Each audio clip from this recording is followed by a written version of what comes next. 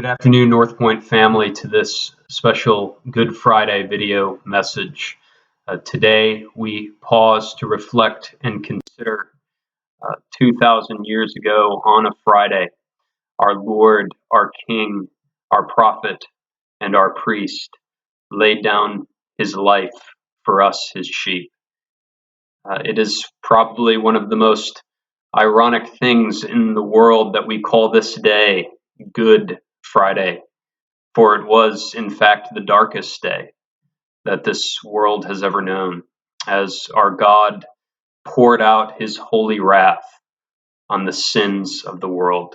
Yet we call it good because our God, in his grace and in his mercy and in his goodness, saw fit to pour out his wrath not on us deserving sinners, but on his perfect and spotless Son, the great Passover Lamb, who purchases all those that the Father gave him to die for. And what I want to do on this Good Friday is simply read from Mark's account of Jesus Christ's crucifixion and his death in Mark chapter 15. And then I would like to read an excerpt from this excellent book on the crucifixion of Christ by Donald MacLeod, Christ Crucified. And that will close our Good Friday video message. Hear now the reading of God's holy and inspired word in Mark chapter 15, verse 21 through 41. And they compelled a passerby, Simon of Cyrene, who was coming in from the country, the father of Alexander and Rufus, to carry his cross. And they brought him to the place called Golgotha, which means place of a skull. And they offered him wine mixed with myrrh, but he did not take it. And they crucified him and divided his garments among them, casting lots for them, to decide what each should take. And it was the third hour when they crucified him. And the inscription of the charge against him read, "The King of the Jews." And with him they crucified two robbers, one on his right and one on his left. And those who passed by derided him, wagging their heads and saying, "Aha, you who would destroy the temple and rebuild it in 3 days, save yourself and come down from the cross." So also the chief priests with the scribes mocked him to one another, saying, "He saved others. He cannot save himself. Let the Christ, the King of Israel, come down now from the cross, that we may see and believe." Those who were crucified with him also reviled him. And when the 6th hour had come, there was darkness over the whole land until the 9th hour. And at the 9th hour Jesus cried with a loud voice, "Eloi, Eloi, lema sabachthani," which means, my God, why have you forsaken me?" And some of the bystanders hearing it said, "Behold, he is calling for Elijah." And someone ran and filled a sponge with sour wine, put it on a reed, and gave it to him to drink, saying, "Wait, let us see whether Elijah will come to take him down." And Jesus uttered a loud cry and breathed his last. And the curtain of the temple was torn in two, from top to bottom. And when the centurion, who stood facing him, saw that in this way he breathed his last, he said, "Truly, this man was the Son of God."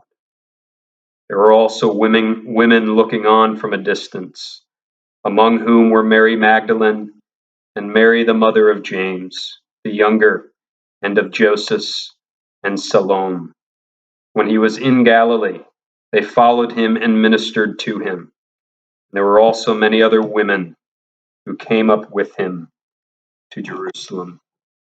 This is God's holy and inspired word. The grass withers and the flower fades, but the word of our Lord will stand forever.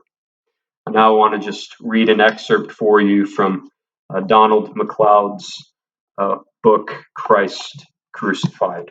He says this on page 34 through 35 of that book. Once at Golgotha, the Gospels note two details.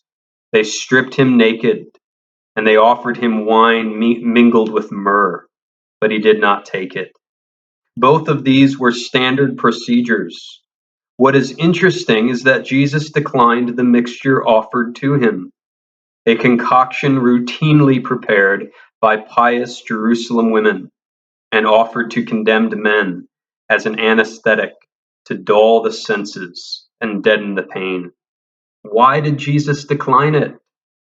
No explanation is offered, but we should remember that even on the cross, Jesus was still on service and needed to be in full possession of his faculties.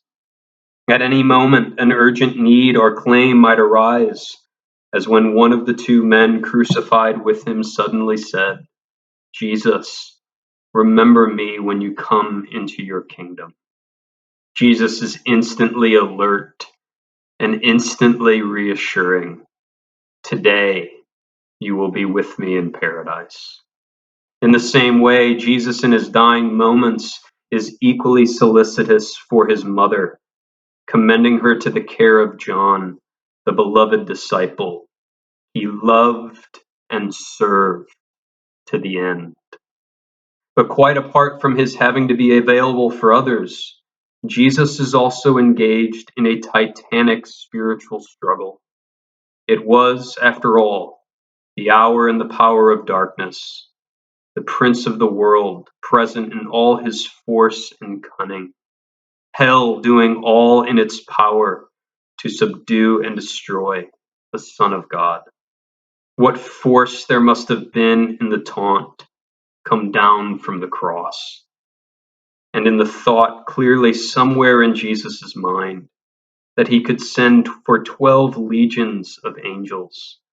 Moment by moment, he must repel Satan's insidious suggestions, summon all his own strength, choose the pain, and continue his journey into the terrifying unknown. But above all, Jesus must taste death. Not simply die, but taste it. Hebrews 2:9. This is why he took a long time dying, and this is why he had to die unanesthetized.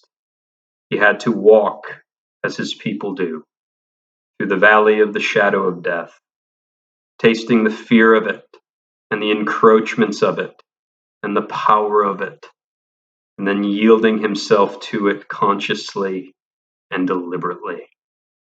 His life did not ebb away, slowly and peacefully, ending with a pathetic death rattle.